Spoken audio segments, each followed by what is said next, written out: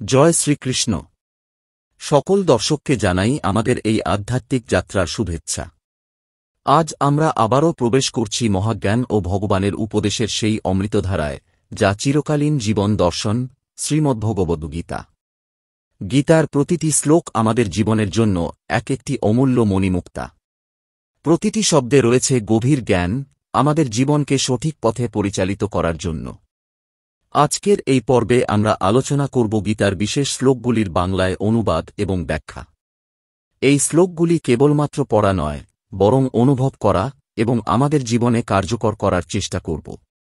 তো আসুন আমাদের মন ও হৃদয় শুদ্ধ করে প্রবেশ করি ভগবানের অমূল্য জ্ঞানভাণ্ডারে। যদি আপনাদের ভালো লেগে থাকে আমাদের প্রচেষ্টা, তবে অবশ্যই নিউ বাংলা অনলাইন চ্যানেলকে লাইক, কমেন্টস ও সাবস্ক্রাইব করবেন।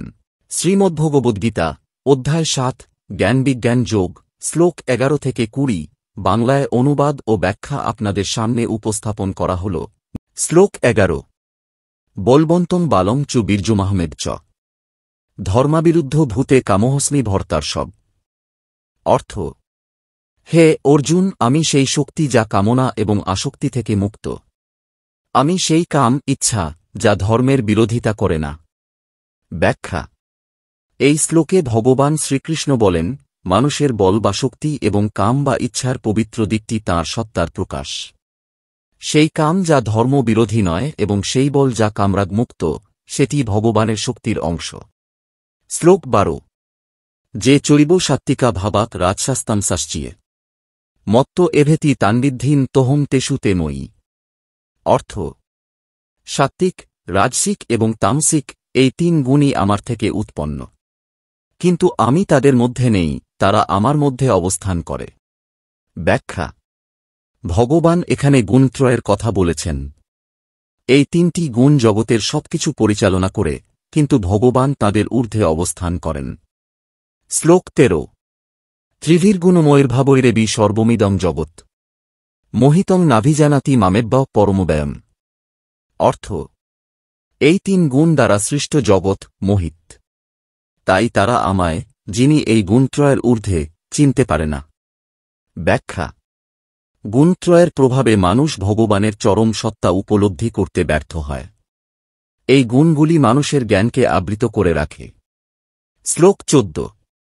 দৈবী হেষা গুণময়ী মম মায়া দূরত্বয়া মামেব যে প্রপদ্যন্তে মায়ামেতাং তরন্তিতে।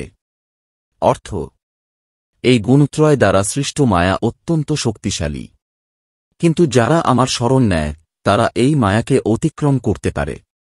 ব্যাখ্যা: ভগবান এখানে তাঁর মায়ার শক্তি ব্যাখ্যা করেছেন। কেবল ভক্তি ও শরণাগতি দিয়েই এই মায়া জয় করা সম্ভব। শ্লোক ১৫। ন মাং দুষ্কৃতিনো মূঢ়া প্রপদ্যন্তে নারাধমা মায়াপরিতজ্ঞানা আসুরং ভাবমাশ্রিতা। অর্থ: পাপাচারী, মূঢ়, নীচ এবং আসুরিক প্রকৃতির লোকেরা আমার শরণ নেয় না। তাদের জ্ঞান মায়ার দ্বারা আচ্ছন্ন। ব্যাখ্যা: এই শ্লোকে ভগবান বলেন, মায়ার দ্বারা যারা আবৃত এবং আসুরিক ভাবাপন্ন, তারা তাঁর সত্তা উপলব্ধি করতে অক্ষম। শ্লোক ১৬। চতুর্বিধা ভজন্তে মাং জনা সুকৃতিনর্জুন আর্ত জিজ্ঞাসুরর্থার্থী জ্ঞানী চ ভর্তর্ষব। অর্থ: হে অর্জুন, ৪ প্রকারের সৎ ব্যক্তি আমায় ভজনা করে: দুঃখী, জিজ্ঞাসু, অর্থপ্রার্থী এবং জ্ঞানী। ব্যাখ্যা: এই শ্লোকে ভগবান তাঁদের কথা উল্লেখ করেছেন, যারা তাঁকে ভজনা করেন।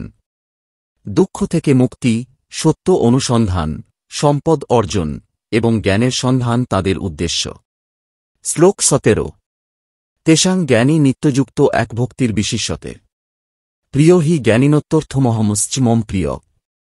অর্থ: তাদের মধ্যে জ্ঞানী, যিনি একনিষ্ঠ ভক্তি করেন, আমার কাছে সর্বোত্তম, কারণ আমি তার প্রিয় এবং সেও আমার প্রিয়। ব্যাখ্যা: ভগবান বলেন, জ্ঞানী ভক্ত, যিনি একাগ্রভাবে তাঁকে ভালোবাসেন, তাঁকে তিনি সর্বাধিক প্রিয় মনে করেন। শ্লোক ১৮। উদারা সর্ব এইতে জ্ঞানী তাত্ত্বই মতম অস্থিত সি যুক্তাত্মা মামেনুত্তমাং গতিম। অর্থ: এই ৪ প্রকার ভক্তই মহান, তবে জ্ঞানী আমার মতোই। তিনি সর্বদা আমার সত্তায় অবস্থান করেন এবং চরম অবস্থান উপলব্ধি করেন। ব্যাখ্যা: জ্ঞানী ভক্ত তাঁর চরম সত্তাকে অনুভব করতে পারেন এবং এই উপলব্ধি তাঁকে ভগবানের সঙ্গে একাত্ম করে। শ্লোক ১৯। বাহুনাং জন্মনামন্তে জ্ঞানবানমান প্রপদ্যতে বাসুদেব সর্বমিতিশ মহাত্মা সুদুর্লভ। অর্থ: অনেক জন্মের সাধনার পর জ্ঞানী ব্যক্তি আমায় উপলব্ধি করেন এবং বলেন, বাসুদেবই সর্বস্ব। এমন মহান ব্যক্তি খুবই বিরল। ব্যাখ্যা: ভগবান বলেন, বহু জন্মের সাধনার পর কেউ তাঁকে চরম সত্য হিসেবে উপলব্ধি করতে সক্ষম হয়। এমন মহাত্মা সহজে পাওয়া যায় না। শ্লোক ২০। কমৈস্তৈস্তৈরহৃতজ্ঞানা প্রপদ্যন্তেন্য দেবতা তং তং নিয়মমাস্থায় প্রকৃত্তা নিয়তা সজা।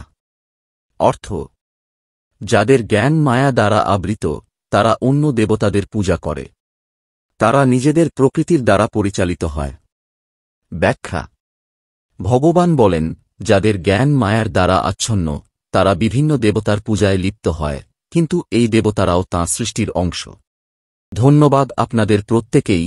দেখা হচ্ছে শ্রীমদ্ ভাগবত গীতার পরবর্তী ভিডিওতে। তাই ভালো থাকুন, সুস্থ থাকুন আর দেখতে থাকুন নিউ বাংলা অনলাইন চ্যানেল।